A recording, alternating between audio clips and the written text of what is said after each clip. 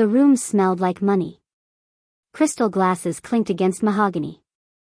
Designer perfume hung in the air like expensive fog. Laughter floated across white tablecloths, none of it mine. My grandfather raised his champagne flute, his silver cufflinks catching the light from the chandelier above. He smiled at me across the table, that calm smile that had built empires and buried competitors. "So, Clara," he said, his voice cutting through the dinner chatter like a knife through silk. "How did you spend your $3.4 million trust fund?" The world tilted. My fork clattered against fine china. I blinked once. Twice. Tried to process words that made no sense. What trust fund? The room went silent. Forks stopped moving. Wine glasses froze midair. The waiter hovering near the kitchen door actually stepped backward. My mother's hand, gracefully gesturing toward her champagne glass, stopped mid-motion like someone had pressed pause on her entire body. My father swallowed hard, his throat moving visibly, like he'd just tried to digest a stone. Grandpa Richard stayed perfectly calm, his expression unchanged, his voice soft but sharp enough to draw blood. "The trust fund I established when you were born. The one your parents were supposed to transfer to you when you turned 25. He paused, let the words settle like ash. "So I'll ask again. Where did the money go?" In that silence, under crystal chandeliers and forced smiles and the weight of 30 witnesses in designer clothes, I realized something. This wasn't a birthday dinner. This was a trap. An execution. And I was either the victim or the survivor. I just didn't know which yet. My name is Clara Monroe. I'm 27 years old, and until that night at Atelier Cren, I thought I understood my family. I grew up in the kind of household where success was measured in silence. You smiled at the dinner table. You didn't ask too many questions. And you never, ever, talked about money. That was vulgar. Crass. Something poor people did. My parents, Charles and Elaine Monroe, raised me on discipline and distance. Love was implied, never stated. Affection came in the form of enrolled classes and expectations. I learned early that their approval was currency I could never quite earn enough of. Now I live in San Francisco, in a tiny apartment in the Mission District. The paint peels near the windows. The radiator hisses like an angry cat. My neighbors fight loud enough that I know their entire relationship history. But it's mine. I pay for it with money I earn myself. I work as a freelance graphic designer, which is a fancy way of saying I sketch logos beside half-cold coffee and overdue bills. Some months are good. Most are tight. I've gotten used to choosing between groceries and electricity, between new shoes and rent. My parents live 20 minutes away in Marin County, in a house with 4 bedrooms, a pool that costs more to maintain than my annual rent, and matching Tesla vehicles that gleam in their circular driveway like trophies. Our phone calls follow the same script every time. "How's work?" they ask. I say, "Fine." They say, "Good." Silence fills the rest. We've perfected the art of talking without saying anything. They surprised me once. At my college graduation.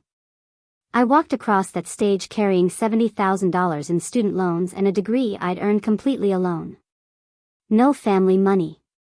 No safety net. Just me, 4 years of ramen dinners, and a work-study job at the campus library that paid $8 an hour.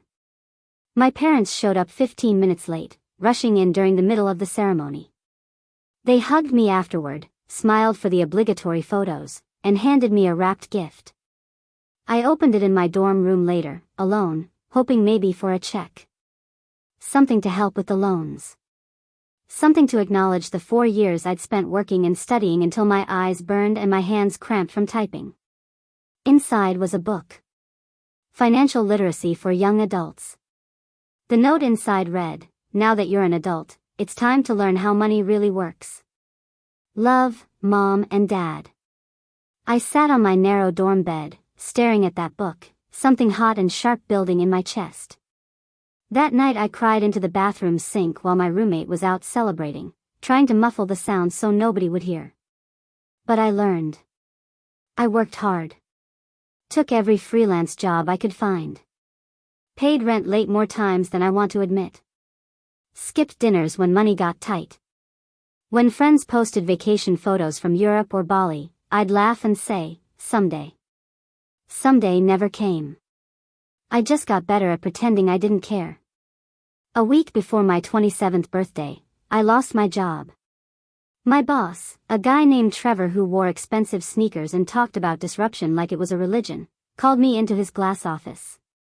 "Clara, I'm really sorry about this. You're great at what you do. But we're restructuring. Downsizing. The board wants to pivot in a new direction."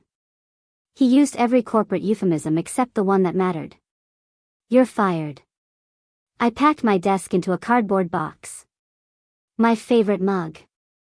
A succulent that was barely surviving. Post-it notes covered in design sketches. A photograph of me and my roommate Maya at Ocean Beach, both of us laughing, sand in our hair. I took the bus home because I couldn't afford an Uber. Sat on the couch beside Maya, who was my roommate and best friend and the only person who'd never made me feel small for being broke. "Your parents will help, right?" she asked carefully, like she already knew the answer. I laughed. A bitter sound. "They'll probably send me a link to a budgeting app." But that night, desperate and scared and 3 weeks behind on rent, I called anyway. "Mom, I lost my job." "Oh." She sounded distracted. I could hear her typing in the background, probably answering emails, barely listening. "That's too bad, honey. I'm behind on rent, Mom. I don't know how I'm going to." "Well, maybe this will teach you to save better. Budget more carefully. Anyway, we're having dinner Saturday night. Atelier Cren. 7:30. Don't be late." My chest tightened. "Mom, that place is $300 a plate." She laughed, light and dismissive. "Don't be cheap, Clara. It's your birthday." Saturday came bright and cruel. I wore my old black dress, the one I'd had since college, patched twice at the hem and fading near the shoulders.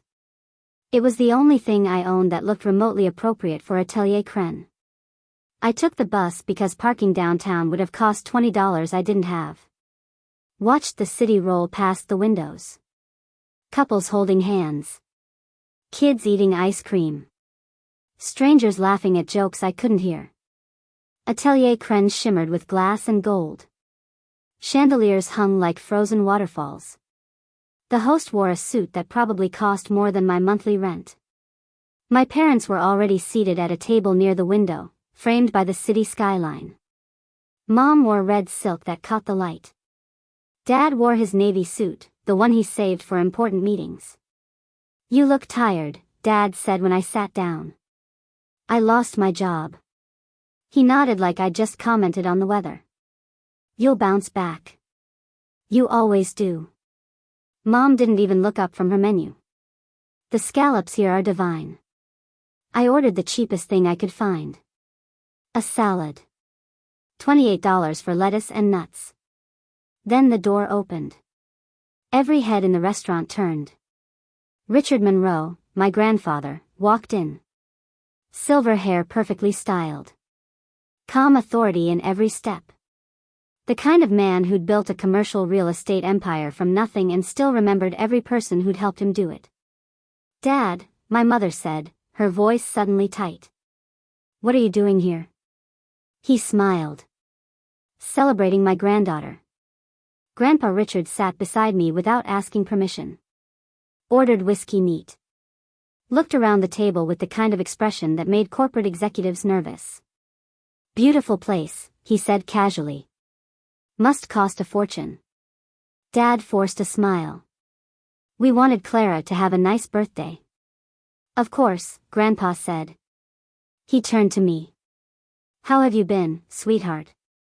"Fine," I said automatically. The lie I always told. "Still designing?" "Yes." "Making good money?" I hesitated. "It's freelance." It fluctuates. He nodded slowly. Must be hard in this economy. Especially without support. The air shifted. Mom and Dad exchanged a look I couldn't quite read. Grandpa raised his whiskey glass. Everyone else followed, lifting champagne, wine, water. To Clara, he said. 27 years old. Beautiful. Talented. Independent. Everyone murmured agreement. I tried to smile. Then Grandpa set down his glass and looked directly at me. His expression hadn't changed, but something in his eyes had sharpened. So, Clara, he said, voice perfectly calm, perfectly clear. How did you spend your $3.4 million trust fund? The question landed like a bomb. Everything stopped. What trust fund? I whispered. I watched my mother's face drain of color. Watched my father's hand shake as he reached for his wine glass. Watched them exchange a look that told me everything I needed to know. Grandpa leaned back in his chair, still calm, still watching. Then where did the money go? The restaurant manager appeared within minutes. Grandpa must have called ahead because a private dining room was already prepared. We walked through the restaurant in complete silence. Other diners watched us pass, probably thinking we were some wealthy family heading to discuss business deals over dessert. The private room was smaller, quieter. Heavy wooden doors closed behind us. A long table. Leather chairs. And 2 people already waiting. Lydia Chen, Grandpa's executive assistant for 20 years. She stood beside the table with a tablet in her hands, her expression professionally neutral. And Daniel Rhodes, a man in his 50s wearing an expensive suit, a leather briefcase open on the table in front of him. This is my attorney, Grandpa said, gesturing to Daniel. He'll be helping us understand a few things. Mom finally found her voice. Dad, this is ridiculous. It's Clara's birthday. We can discuss family finances another time. Sit down, Elaine. 2 words. Spoken quietly. But my mother sat. Daniel pulled a file from his briefcase, the papers inside thick and official looking. He slid them across the table to me. Miss Monroe, these documents outline a trust fund established in your name by your grandfather when you were born. The initial deposit was $1 million. With careful investment and compound interest over 27 years, the fund should currently be worth approximately $3.4 million. My hands shook as I touched the papers. Saw my name. Saw numbers that didn't make sense. As of this morning, Daniel continued, the account balance is $200,000. The room spun. 200,000? Yes. I looked up at my grandfather. I don't understand. His eyes never left my parents. Neither do I. That's why we're here. Charles, Elaine. Explain. My father wiped sweat from his forehead with a cloth napkin. His voice came out strained, defensive. We didn't steal anything. We were managing the fund. For Clara's future. We made some investments. Some didn't work out. That's just how markets work. $3 million didn't work out? Grandpa's voice stayed level. Dangerously level. Mom jumped in, her hands twisting together on the table. Dad, you have to understand. When the market crashed in 2008, we were underwater on the mortgage. We used some of Clara's fund to stabilize. We always planned to pay it back. Some. I whispered. My voice didn't sound like mine. You used $3 million to stabilize? It was more complicated than that, Dad said. There were opportunities. Investments. We were trying to grow the fund, not drain it. Grandpa lifted one hand. Everyone went silent. Lydia, please read the withdrawal history. She tapped her tablet. Her voice was mechanical, emotionless, reading facts like a coroner reading cause of death. Mortgage payoff, April 2009. $450,000. Vehicle purchases, 2 Tesla Model S, February 2015. $280,000. Home renovation, June 2016. $320,000.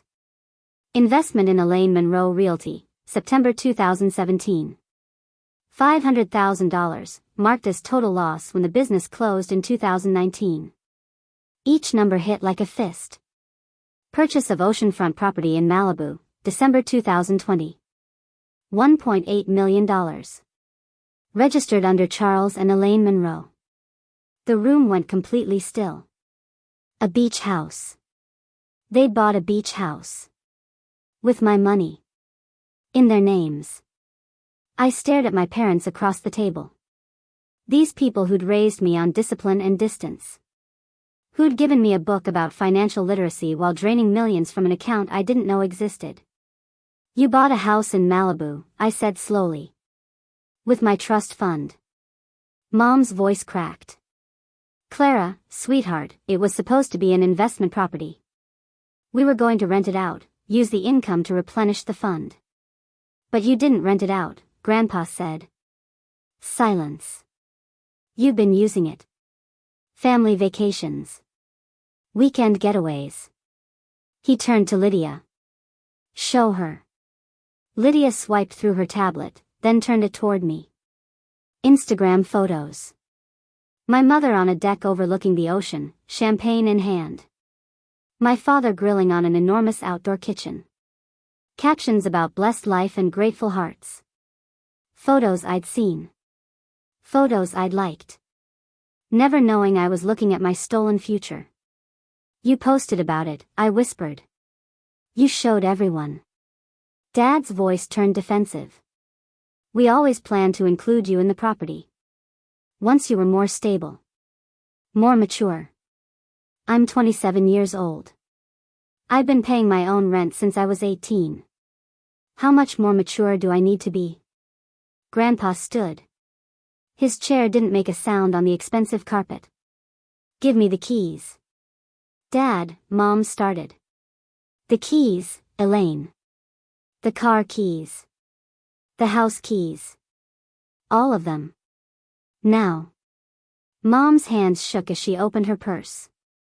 Pulled out 2 sets of keys. The Tesla fobs. A separate keyring with what must have been the Malibu house keys.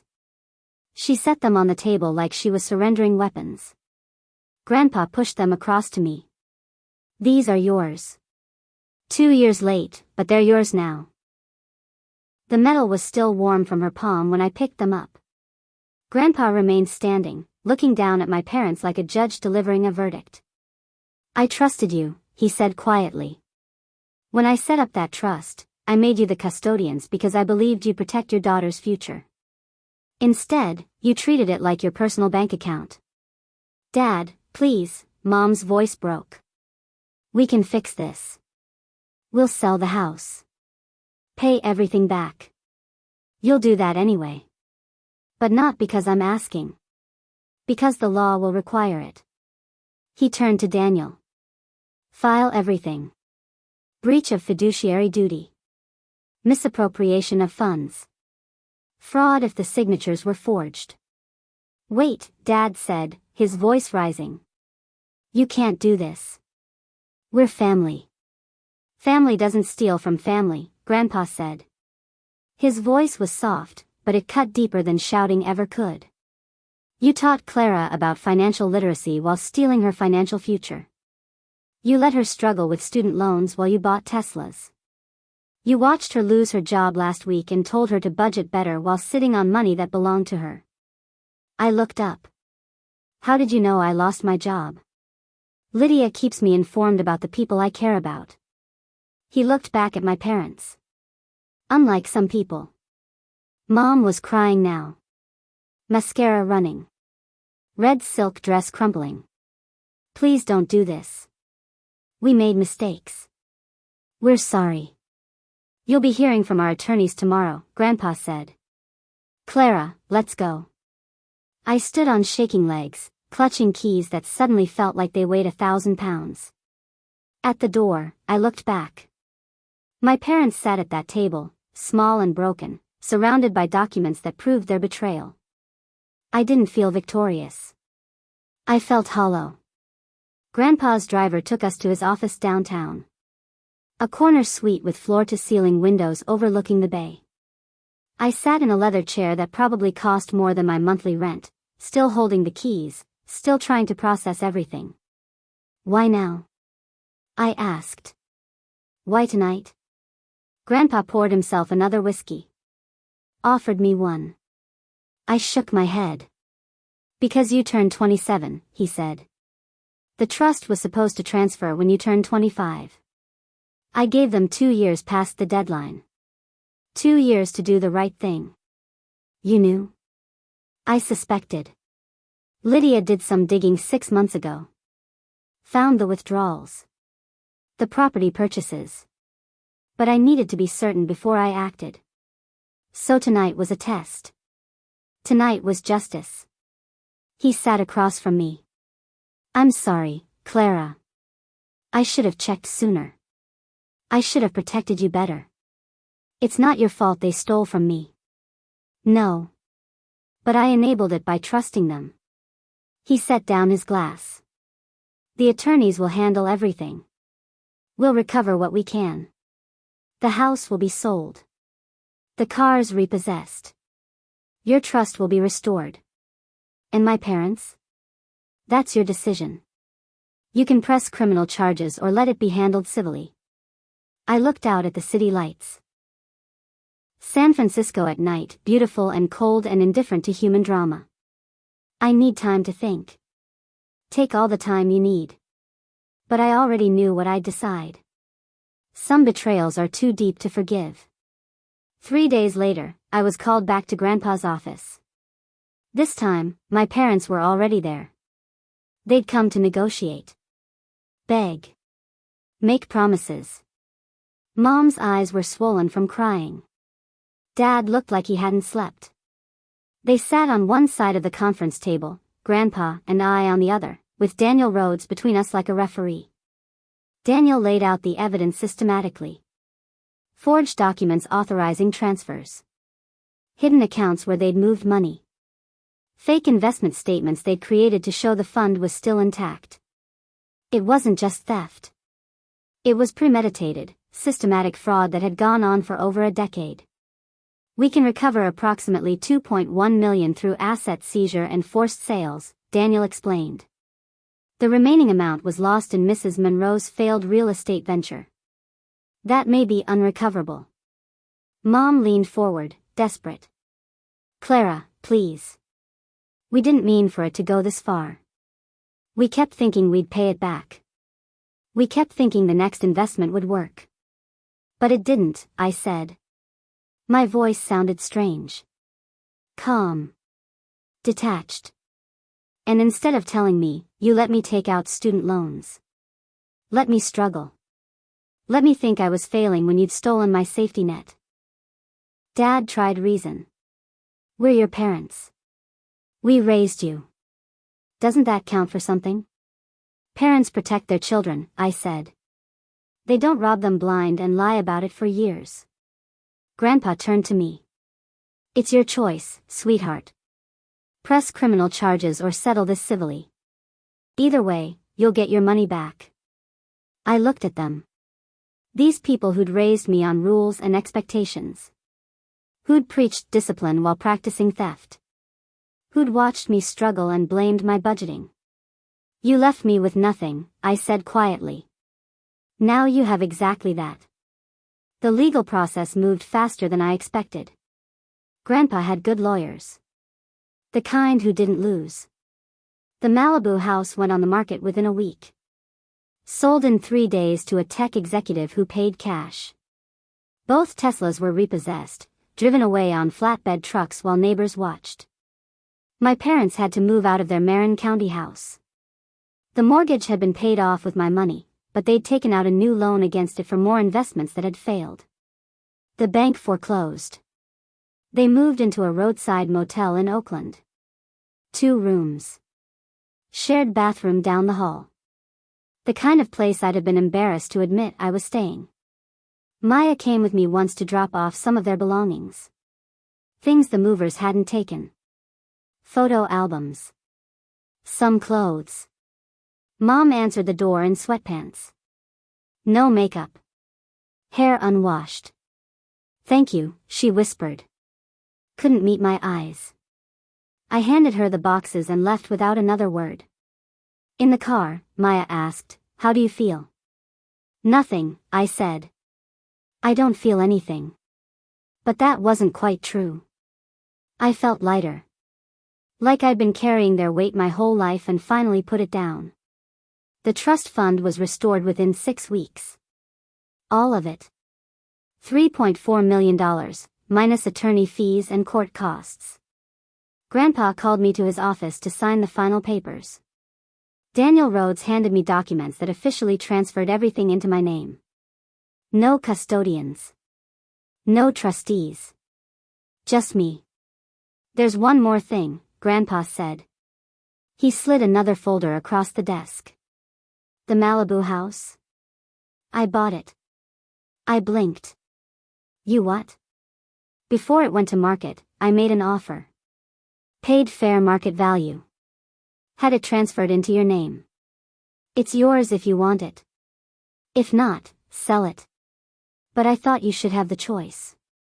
I opened the folder. Saw the deed. Saw my name printed in bold letters. Clara Monroe. Sole owner. The house they'd bought with my stolen money was now legally mine. I don't know what to say. Say you'll use it. Say you'll live the life they tried to take from you. I looked at this man who'd built an empire, who'd raised my father, who'd fought for me when my own parents wouldn't. "Thank you doesn't seem like enough." "Then prove them wrong," he said. "That's thanks enough." I moved out of my Mission District apartment 3 months after that birthday dinner. Maya helped me pack, crying the whole time. "You're really leaving?" "Just moving. You're still my best friend." To Pacific Heights, though. That's like a different planet. The apartment Grandpa had arranged was on the 8th floor of a historic building. Hardwood floors. Bay windows. A view of the Golden Gate Bridge that made me catch my breath every morning. The first night there, I stood at the window with a glass of wine Maya had brought as a housewarming gift. The city spread out below me. Lights and life and possibility. My phone buzzed. A text from Grandpa. "You always could fight, Clara. You just needed proof." I smiled and typed back, "Thank you for seeing me." He responded immediately. I always did. I didn't quit freelancing immediately. Money in the bank doesn't mean you stop being who you are. But I was more selective. Only took projects I actually wanted. Raised my rates. Said no to clients who didn't respect my time. Maya still visited every week. We'd cook dinner in my massive kitchen, drink wine on the balcony, and laugh about how surreal everything had become. "Do you miss them?" she asked one night. "My parents?" "Yeah." I thought about it. I miss who I thought they were. But that version never existed. "Have they tried to contact you?" My mom texts sometimes.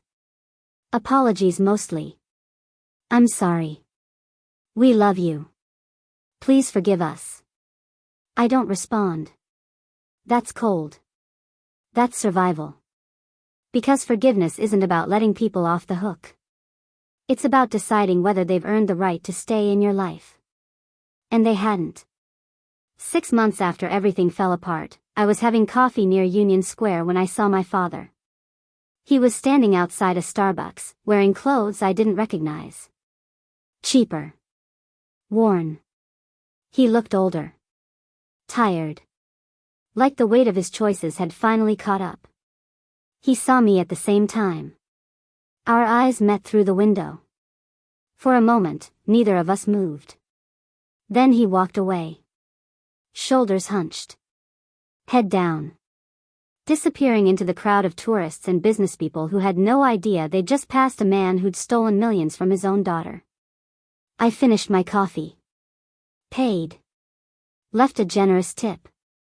and went back to my apartment where everything was clean and expensive and mine. Grandpa invited me to dinner at his house in Presidio Heights. The first time I'd been back since I was a teenager. The house was exactly as I remembered. Elegant. Understated. Every piece of furniture had a story. "You did what I couldn't," he said over dessert. "What do you mean?" "I tried to teach your father about integrity. About earning what you have.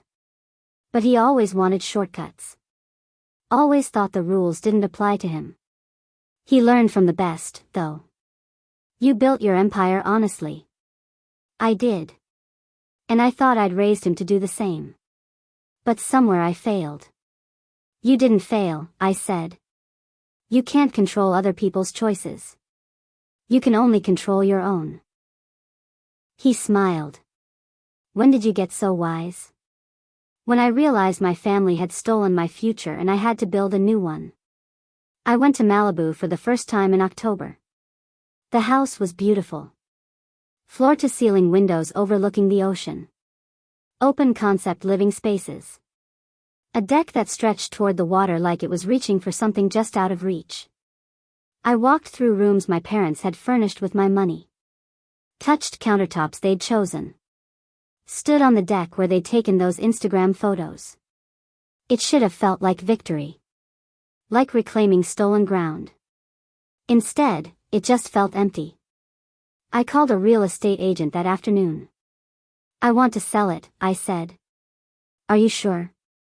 "The market's excellent right now, but this is a beautiful property." "I'm sure." "List it." It sold in a week. I made a profit. Donated half to a scholarship fund for first-generation college students. Put the rest in investments that were actually mine. A year after that birthday dinner, I stood in my apartment looking out at the city. The fog was rolling in, the way it does every evening in San Francisco. The bridge disappeared first, then the buildings, until the whole world was soft and gray and new. My phone rang. Unknown number. I almost didn't answer. "Clara?" "It's Mom." I hadn't heard her voice in months. "What do you want?" Her voice broke. "I wanted to hear your voice. To know you're okay." "I'm fine." "Good. That's good." Silence stretched. "I'm sorry. For everything. I know sorry doesn't fix anything, but I needed to say it. You've said it before." "I know. But this time I mean it. We lost everything because we were greedy and stupid and we didn't appreciate what we had. And now you're gone and I realize we lost the most important thing of all." I closed my eyes. "You chose money over me. Every single time. Every withdrawal. Every lie. Every moment you watched me struggle knowing you'd stolen my safety net. Those were choices." "I know. So what do you want?" "Forgiveness?" "I don't deserve forgiveness. I just wanted you to know I understand what we did. And I'm sorry. That's all." She hung up before I could respond. I stood there holding my phone, waiting to feel something. Anger. Sadness. Anything. But I just felt tired. I started a nonprofit 6 months later. A fund for young people whose families had financially betrayed them. Kids who'd had college funds raided. Adults who'd discovered their parents had stolen their identity. People who'd been left with nothing by the people who were supposed to protect them. We provided emergency funding. Legal support. Financial counseling. A community of people who understood that family betrayal was a special kind of wound. Maya became the program director. Grandpa funded the first year's operations. We operated out of a small office in the Tenderloin, helping 5 people our first month, 20 by the 3rd month. At our 6-month celebration, a woman named Jessica spoke. She was 32. Her parents had stolen her inheritance from her grandmother, then blamed her for being suspicious. "I thought I was crazy," she said. "I thought I was ungrateful. But this place helped me understand I wasn't the problem. They were." After the event, Maya hugged me. You turned your pain into purpose. I turned my privilege into purpose, I corrected. The pain was just the catalyst. I ran into my mother again on a Wednesday afternoon in the Marina District. She was walking out of a thrift store carrying 2 plastic bags. Her hair was grayer. Her clothes were simple. Nothing designer. Nothing expensive. We stood on the sidewalk, traffic rushing past, strangers flowing around us like water around stones. You look good, she said finally. Thanks. I saw the article about your nonprofit. In the Chronicle. It's wonderful what you're doing. It's necessary. That's different from wonderful. She nodded. You're right. As always. I'm not doing this to hurt you, Mom. I'm doing it because people need help. I know. I just wish. She trailed off. Wish what? That we'd been the kind of parents who would have supported you instead of stealing from you. That we'd been proud of you instead of treating you like a bank account. Yeah, I said. Me too.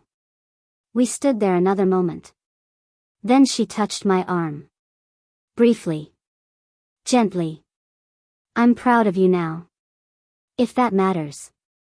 It doesn't change anything. I know. But I needed to say it anyway. She walked away. I watched her disappear into the afternoon crowd. And I felt something crack. Not break. Just crack. Like maybe someday, there could be something there again. Not forgiveness. Not reconciliation. Just acknowledgement that we'd all survived. 2 years after that birthday dinner at Atelier Cren, I drove past the restaurant. Through the windows, I could see people laughing over wine. Celebrating anniversaries and promotions and moments they thought were private. I didn't stop. Didn't feel the need to. That night belonged to the past. To a version of me who didn't know her own worth because her family had convinced her she had none. Now I knew better. I drove to the nonprofit office where Maya was still working even though it was after 7. Go home, I told her. Can't. Grant applications are due Friday. Then I'll help. Order Thai food? You're the best. We worked until midnight, filling out forms that would help more people rebuild what family had stolen. And I realized something. I'd spent my whole life wanting my parents' approval. Their pride. Their love. But I'd built something better. I'd built a life they couldn't touch. A purpose they couldn't steal. A version of myself that existed entirely separate from their expectations or disappointments. On my 30th birthday, Grandpa took me to dinner. Not Atelier Cren. A small Italian place in North Beach that he'd been going to for 40 years. 3 years, he said, raising his wine glass. How do you feel? Different. Stronger. Still angry sometimes. That's honest. I learned that from you. How to be honest even when it's uncomfortable. He smiled. Your parents asked me to pass along a message. They wanted me to tell you happy birthday. Did you? I'm telling you now. What you do with it is your choice. I thought about it. About the complicated mess of love and betrayal that made up my relationship with the people who'd raised me. Tell them thank you. And that I hope they're doing okay. But that I'm not ready for more than that. That's fair. Is it? Sometimes I feel cruel. Like I should forgive them. Forgiveness isn't the same as reconciliation, Clara. You can forgive someone and still choose not to have them in your life. Boundaries aren't cruelty. They're survival. I drank my wine. Ate pasta that tasted like comfort. Listened to Grandpa tell stories about building his business, about the mistakes he'd made, about the things he wished he'd done differently. Do you regret how everything happened? I asked. I regret that it had to happen. But I don't regret fighting for you. You deserved someone in your corner. I still do. Then keep choosing people who show up. Who see you. who don't treat you like a resource to be mined. Today, I live in that Pacific Heights apartment with the view of the bridge. I run the nonprofit that's helped over 200 people reclaim their financial autonomy. I design logos for companies that pay me what I'm worth. I have dinner with Grandpa every month. Coffee with Maya every week. And a life that's entirely mine. My parents and I exchange birthday texts now. Brief. Cordial. Distant. They've paid back most of what they stole through structured payments overseen by the court. We're not reconciled. Maybe we never will be. But we've reached a détente where we acknowledge each other's existence without pretending the past didn't happen. Some nights I still think about that birthday dinner. About Grandpa's question. About the moment everything shattered. And I realize that sometimes the worst thing that can happen to you is also the thing that saves you. Blood doesn't always mean loyalty. Family doesn't always mean safety. And the people who are supposed to protect you can be the ones who hurt you most. My parents stole my future and called it management. They watched me struggle and called it character building. They drained millions while lecturing me about budgeting. But here's what they didn't understand. You can steal someone's money, but you can't steal their resilience. You can take their trust fund, but you can't take their ability to rebuild. I drive past Atelier Cren sometimes. Watch through the windows as families celebrate milestones, oblivious to how quickly love can curdle into betrayal over nothing more than greed and entitlement. I don't stop. Don't need to. That restaurant is a grave marker for the family I thought I had. The one that never really existed. Last month, I got an email from my mother. Not a text. A real email. Several paragraphs long. She told me about their life now. The small apartment in Oakland they finally saved enough to rent. Dad's job managing a warehouse. Her work at a grocery store. How they've learned to live on a budget, to appreciate what they have, to understand what they threw away.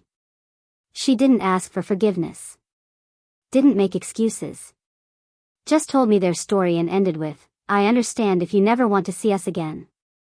But I needed you to know we finally understand what we did. And we're sorry. Truly sorry. I read it 3 times. Then I closed my laptop and looked out at the bay. The fog was rolling in again, soft and gray, erasing the bridge, the buildings, the sharp edges of the city. Making everything new. I didn't respond to the email. Not yet. Maybe not ever. Because some wounds don't heal just because someone finally apologizes. Some betrayals cut too deep to be fixed with words. But I also didn't delete it. I saved it in a folder labeled, Maybe Someday. Because maybe someday, I'll be ready to hear their apologies. Maybe someday, the anger will fade enough that I can sit across a table from them without feeling that hollow ache in my chest. Or maybe I won't. Maybe this is as close as we'll ever get, me thriving in the life I built, them surviving in the ruins of what they destroyed. Either way, I've learned something my parents never understood. You can't buy integrity. You can't steal character. And you can't fake the kind of strength that comes from rebuilding yourself after the people who should have protected you tried to tear you down. When people ask me about my family now, I smile and say, it's complicated. That's the truth. It's messy and painful and unresolved in ways that don't fit neatly into stories with happy endings. But it's also mine. My story. My survival. My proof that you can take everything from someone and still not break them. I look out at the city every morning, this beautiful, expensive, complicated city, and I remember that girl who cried into a bathroom sink after graduation. Who rode the bus because she couldn't afford parking. Who thought she was failing when really, she was just being robbed. And I'm grateful. Not for what happened. But for who I became because of it. Strong enough to set boundaries. Brave enough to demand answers. Wise enough to know that family is what you build, not just what you're born into. My parents taught me about money management by stealing mine. They taught me about loyalty by betraying me. They taught me about love by showing me exactly what it isn't. And in doing so, They taught me the most valuable lesson of all, that I didn't need them to succeed. I didn't need their approval to be worthy. I didn't need their love to be whole. I just needed to believe in myself the way my grandfather always did. The way Maya always has. The way I finally learned to do. So if you've ever been betrayed by the people you trusted most, if you've ever discovered that family could be your biggest enemy instead of your greatest ally, if you've ever had to rebuild yourself from nothing after someone took everything, remember this: they can take your money. They can take your trust. They can take years of your life. But they can't take who you are. They can't take your ability to rise. They can't take your power to build something better from the ashes of what they destroyed. I stand at my window now, 30 years old, watching the sun set over the bay. The same view my parents once enjoyed with my stolen money. The same apartment they never thought I'd be able to afford. But I'm not here because of them. I'm here despite them. And that makes all the difference. My phone buzzes. A text from Maya: dinner tonight? My treat. I smile and type back: your treat? Did you win the lottery? No. Just want to celebrate my best friend who turned trauma into triumph and never forgot where she came from. I grab my keys, to the apartment, to the car I bought myself, to the life I built with my own hands, and head out the door. Because the best revenge isn't making them suffer. It's not even making them watch you succeed. The best revenge is building a life so beautiful, so full, so completely yours that their betrayal becomes just one chapter in a much longer story. A story where you're not the victim. You're the survivor. The fighter. The one who refused to stay broken. And every morning when I wake up in this apartment with the bridge view and the hardwood floors and the peace that comes from knowing everything around me was earned, not stolen, I win. Not against them. Not even for them. Just for me. And that's enough. Speech balloon: have you ever been betrayed by the people who were supposed to protect you? Drop a comment below. Pushpin: share this with someone who needs to hear that survival is possible after family betrayal. Crown: because the best revenge isn't making them pay, it's refusing to let their betrayal define your worth.